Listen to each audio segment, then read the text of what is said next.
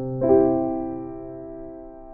Rochelle Torres. I work at Signature Theater in New York City, and I'm the director of marketing. So at Signature Theater, one of the final shows that was running before performances were all canceled was a show called Cambodian Rock Band, and written by Lauren Yee.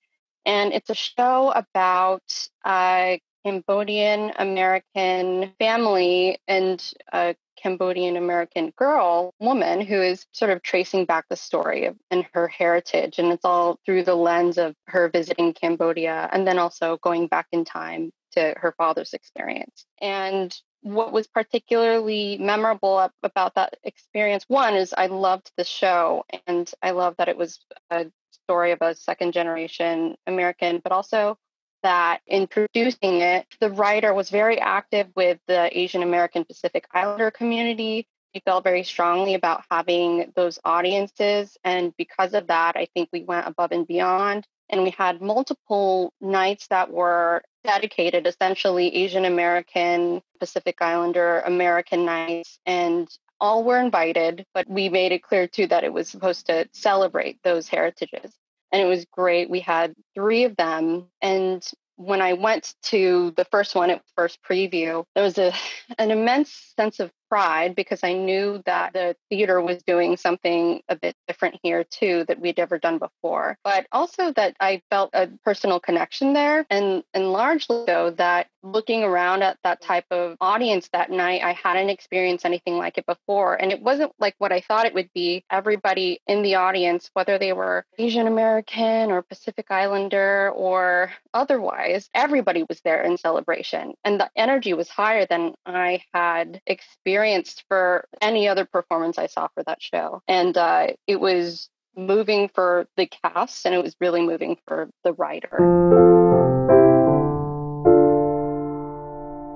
I think that the top things that stand out about that experience feel like they would be particularly valuable. And I think in an experience, if I was trying to build my own theater company, would be one that I thought about all of the stories that I had been seeing on and off Broadway, and realizing that only a number of them were ones that I connected to, not just as a Asian American, but also as a second generation American. And my parents are immigrants, but also have been here for a long time. So it felt like a very specific story. And then I realized it's not that specific. There are so many other people who have this similar experience. I've worked at theaters that work specifically on American contemporary work, and this still feels very American, but to tell the American story of being second generation or even immigrating and still being an American, that feels really interesting. And like there's a big path and a wide array and a lot of writers that are ready out there to tell that kind of story that's so relatable for people. So that's one aspect that I really like about that experience and doing marketing for that kind of theater. The other is that with working with that writer, she was collaborative. She was so ready to be on the ground and go out to her own community, but reach out to others. And I think as a result of that the writer helped push us to extend ourselves and reach more non-traditional theater audiences than we would have done on our own. And so in a space where you aren't usually working directly with the writer to invite audiences, that's not very typical. Her level of involvement was high, unknown, and pretty unprecedented, but I think absolutely shows in who showed up. There was real result from the. So it felt like it was not centered just around outreach, but rather finding people who would genuinely connect to and want to be also around other people. That was part of her theory too, was that by inviting groups, affinity groups, groups of different communities, that also shows other people and invites more people in to be in groups. So people who are like you, like things like you want to be with them. And it seems simple, but it was a bigger focus in how we reached audiences. And so I really like that approach, and I'll be taking it away with me moving forward. And then the last would be the level of engagement with an artist and having real communications at the top of an artistic process that ask about who they want in the audience, who they think should or maybe shouldn't see the show, different types of people we can reach out to. So trying to work with an artist and serve them in a way that's not just filling the seats, but rather trying to shape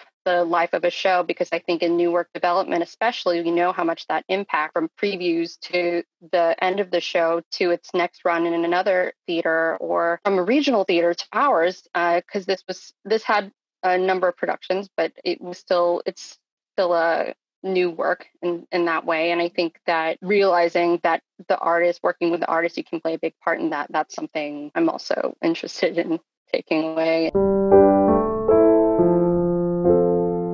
It's hard to put it into one experience, but it was honestly as of this last year that I had a bigger realization, which was that in the long term, how I'd been thinking about myself as someone who worked in arts admin, who worked in theater administration, and who worked in marketing, that I knew I was conscious of the fact that the skills that I had and the things that I was doing could be applied to anything. And knowing that constantly while I was doing it, I felt like I was making a conscious decision.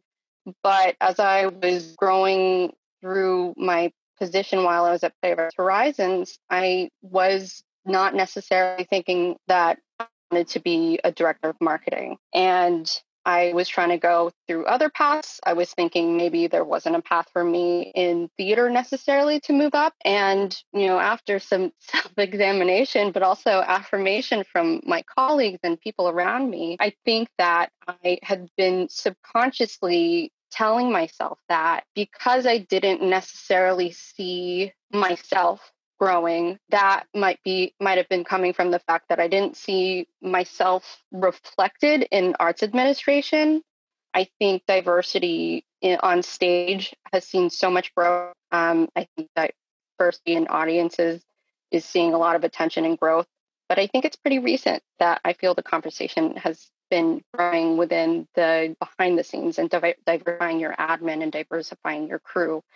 So for me, that's also why it was such a recent development, I think, is because that became so much more a part of my vocabulary and how I was thinking about the people I want to work with and the people who are working around me. And as I became in a higher position to be able to influence that and bring in people to work with me in the theater. And so I think that when I realized that, though, what I was telling myself about how I'm not seeing myself as a theater director. I mean, I didn't have to see myself for me to be able to do that job. And it was through working with people and through encouragement, but also a wonderful network of people who are interested in seeing each other succeed, that I thought that through and realized that I wasn't avoiding that position and role, not because I didn't want it, because I just didn't think I could get it. So it was a really happy moment as of the top of this year to get the role at a theater that it was literally next door to the theater that I was working at, and has a really wonderful mission. And my passion for new work development and working directly with playwrights gets to continue and grow.